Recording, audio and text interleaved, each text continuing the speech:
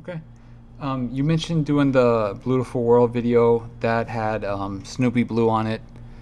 Um, you guys went from doing music together to, um, not being on the best of terms, and then a couple days ago he passed away.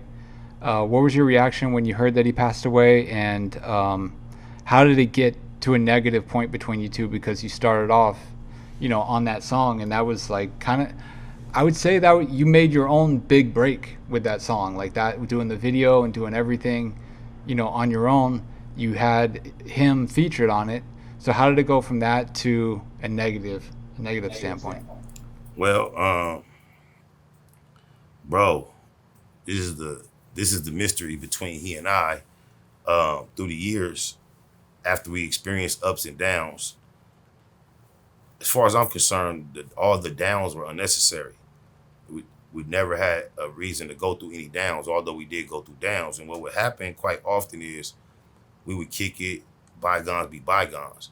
And he had a habit of saying, Spider, I love you, cuz. And then I used to always get irritated and be like, cuz, if you love me, cuz, tell me how we get off track, cuz, because I ain't never did nothing but help you, cuz I never did nothing to you. And on multiple occasions, he would attempt to articulate a reason for having a problem with me, and he would try to express this mutual thing that did not exist.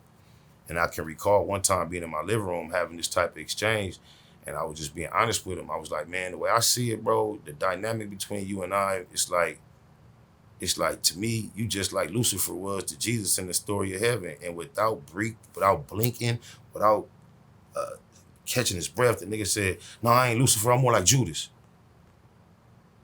Okay, so I mean, I'm very, very into self reflection, and because our relationship had went so left, and it seemed like he had such a passionate position of disdain, I subjected myself to some of the most deepest self-reflecting to see where I could have went wrong, what I could have done slightly inappropriately toward him, and there was nothing that I could find, absolutely nothing.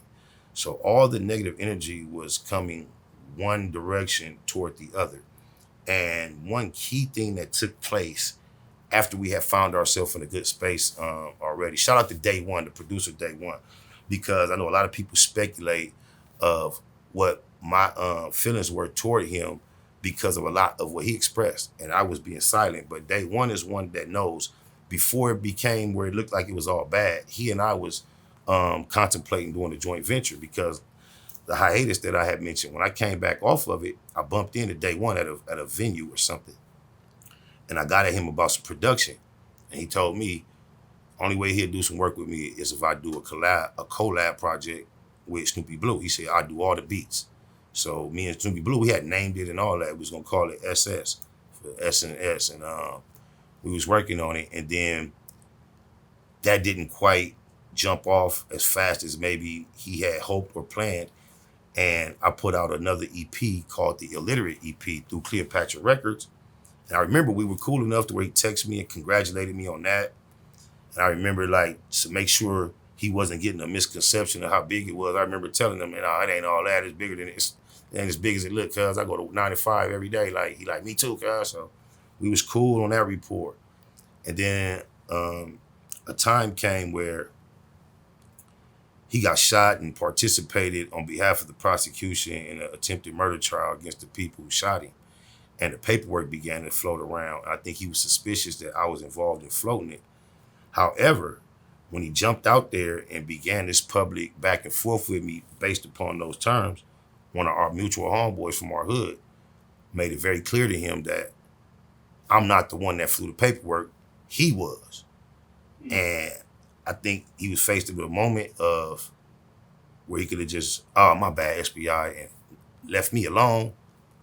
But instead, those other feelings of jealousy or whatever it was, it was a perfect storm where he used it to fuel a campaign of just trying to assassinate my character at every chance he got.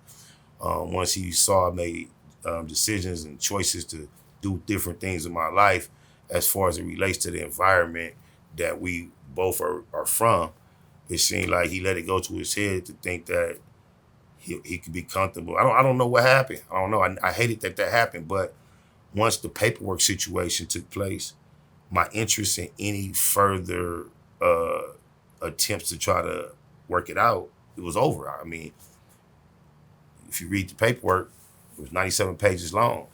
You know, the ironic part is one of his most popular rap lines is Snoopy Blue, nigga, beat, bop, watch, killer, which is something that when you on a mainstream level of industry music, you don't do. That's like for banging on wax, people that's not really taking music serious, that's really trying to make the ops mad. So for him to make such a bold statement like that, and then no, game banging is a fun game. It's deadly and it's dark. It is. The people who play it, they play it for fun. And there is rules. And when you be bold enough to say beatbox watch killer on wax, and the beatbox come and you invited them to come play this game that we play, that's a perfect invite. Okay, we feel you. They come and shoot you in your ass. And then you end up on the stand providing 97 pages of paperwork. It's like, now I have no interest in politicking, even the issues that we have. Like, I can't do it. So, that's the story in a nutshell, because I could go in depth to show you a lot more of our history to let you know how throughout his whole life, all I've been is someone that tried to assist and aid him.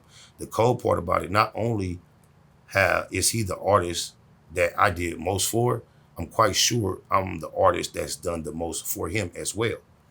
And in my group of artists, he was not my favorite. I was not a fan of his. Um, Papa Smurf and Piper the Sniper and Cartoon were my favorite rappers. I liked that their rap style was far better. But Snoopy and Blue and I became closer because we was from the same hood. And we spend more time with each other.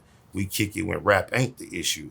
So I still did more, and he became came more associated with he and I as a tandem.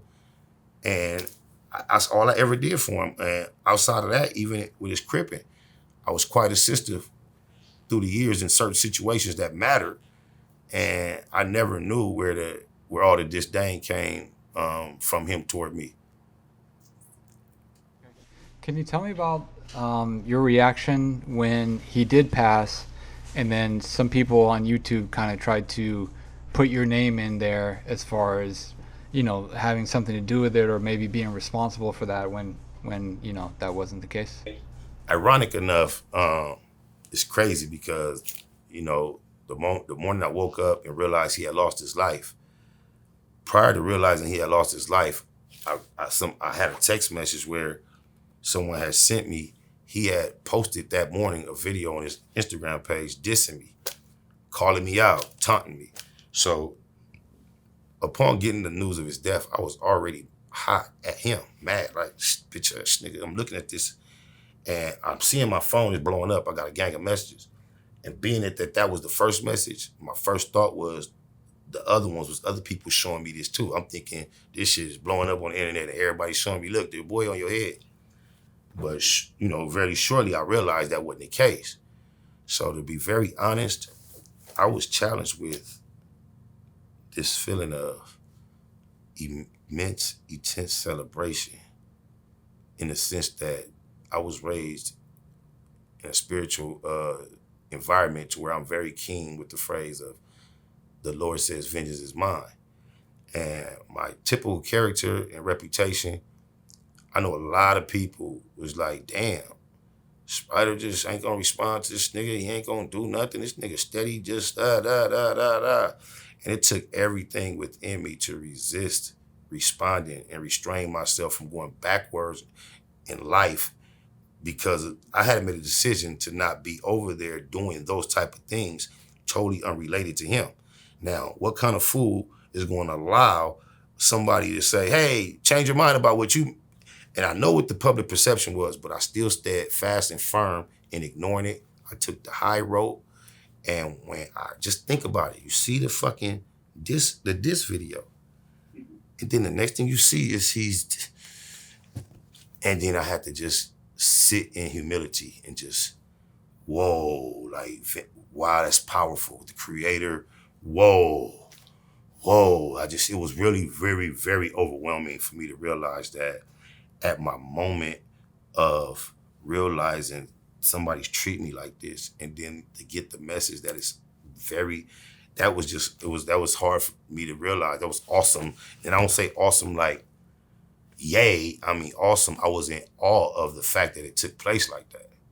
So it really humbled me. It really humbled me because as far as public perception, for quite some time, I know a lot of people was looking at shit a certain way, but I didn't give a fuck. But I knew that they was. And then like, energy finds itself toward like energy. And to keep putting that type of energy out there at our age, at our level of responsibility, we have grandchildren. I try to conduct myself in almost the exact opposite way. Not just when it comes to him, just with violence and shit of that nature, and trying to present myself as such a super banged out individual. That was something I was doing as a teen, as a child. So I'm trying to like go in one direction. And I just think any individual that is, trying to like do the exact opposite, you have to be quite careful of the energy you put out there because it's available.